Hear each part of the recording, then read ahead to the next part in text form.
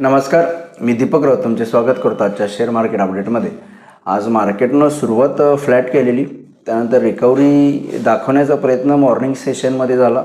Nifty almost 70-80 point positive, bank Nifty almost 250 point positive गेलेली सकाळी 11च्या आसपास. त्यानंतरनं मात्र मार्केटला कंटिन्यू डिक्लायनिंग स्लोपिंगनं मार्केट खाली येत राहिला आणि end of the day almost डेज लोच्या आसपास निफ्टी बंद केली बिलो 24,500, 430च्या आसपास. बँक निफ्टीसुद्धा जवळपास महत्त्वपूर्ण सपोर्ट 53,500च्या आसपास बंद दिला. निफ्टी 74 पॉईंट, बँक निफ्टी जवळपास 160 पॉईंट मायनसमध्ये बंद झाला.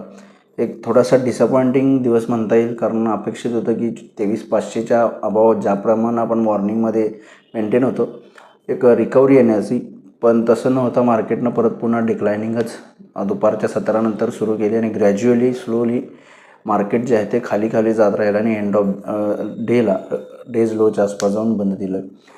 खास करून क्लोजिंगला दुपारी 2-2.5 नंतर थोडीशी डिक्लायनिंग वाढली, कारण रिलायन्सची एजीएम होती आणि एजीएम नंतर रिलायन्स जवळपास 2-2.5% मायनस आला. 1400वरून ऑलमोस्ट 1360च्या आसपास येऊन बंद झाला. येऊन इन्फोसिससुद्धा ऑलमोस्ट 2% मायनसमध्ये 1470च्या आसपास 1500वरून आलं. त्यामुळे ओव्हरऑल हे निफ्टीचे दोन दिग्गज स्टॉक्स रिलायन्स आणि इन्फोसिस या दोन्ही स्टॉक्सनी मिळूनच ऑलमोस्ट निफ्टीमध्ये 70 ते 80 पॉईंटची डिक्लायनिंग आणलेली आहे.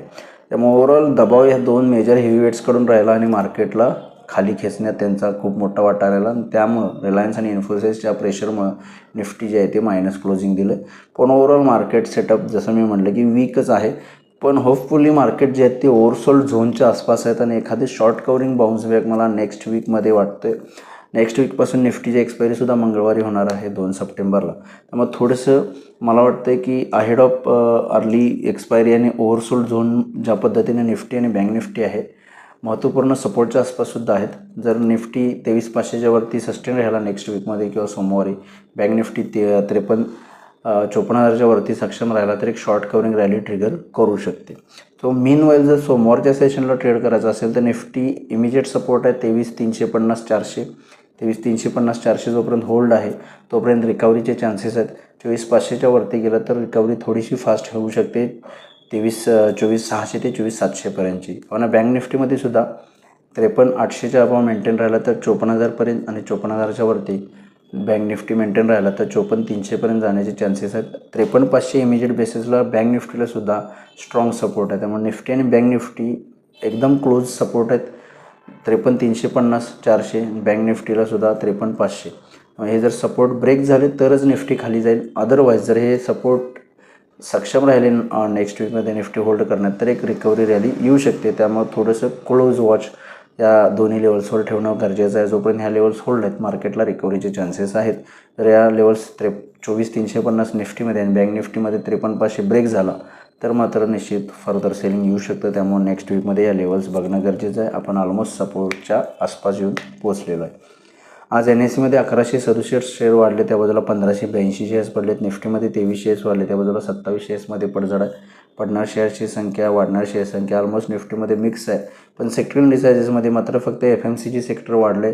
बाकी IT, reality, auto, banks, metal, energy या सगळ्या सेक्टर्सवर दबाव होता. सगळे सेक्टर्स अर्धा ते 1% मायनसमध्ये जाऊन बंद झालेत. त्यामुळं सेक्टर वाईज मार्केटला डिक्लायनिंग आहे. मात्र शेअर्समध्ये बऱ्यापैकी मिक्स शो आहे. आज ग्लोबल मार्केटचा आढावा घ्यायचा झाला तर युरोपियन मार्केटसुद्धा फ्लॅट टू मायनस आहेत. निगेटिव्ह 20-30 पॉईंट मायनसमध्ये आहेत. डाऊ फ्युचरसुद्धा जवळपास 100 पॉईंट मायनस आहे. त्यामध्ये US फ्युचर गेले 2-3 दिवस वरती जाण्यामध्ये US मार्केट स्ट्रगल करत आहेत.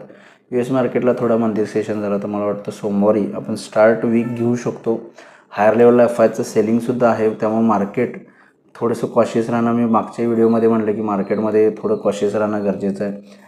आज FIजनी जवळपास 8,900 करोडची विक्री केली आहे. DIजनी त्या बाजूला 10,100 करोडची खरेदी केली आहे. NSEमध्ये ट्रिमेंडस आकडा FIजकडनं सेलिंगचा आहे. DIजकडनं बाईंग पण 10-11,000 करोड 10,900 करोडचं आहे. त्यामुळे FIचं सेलिंग इंटेन्स व्हायला लागले. जर FIचं सेलिंग ऑब्झर्व झालं तर थोडंसं मला वाटतं आहे किंवा FIचं सेलिंग कमी झालं तर आपण रिकव्हरी घेऊ शकतो. बघणं गरजेचं आहे की खूप महत्त्वपूर्ण सपोर्टला आहे. जर हे सपोर्ट इंटॅक्ट राहिले तर एक चांगली पॉझिटिव्ह रिकव्हरी आपल्याला येणाऱ्या दिवसांमध्ये बघायला मिळू शकते. तर बघूया उद्या मार्केट कशा पद्धतीने बिहेव होते. माझा व्हिडिओ ऐकला त्याबद्दल धन्यवाद. माझा व्हिडिओ जास्तीत लाईक करा, शेअर करा, माझ्या चॅनल सबस्क्राईब करून डेली अपडेटसाठी बेल आयकॉनला क्लिक करा. धन्यवाद.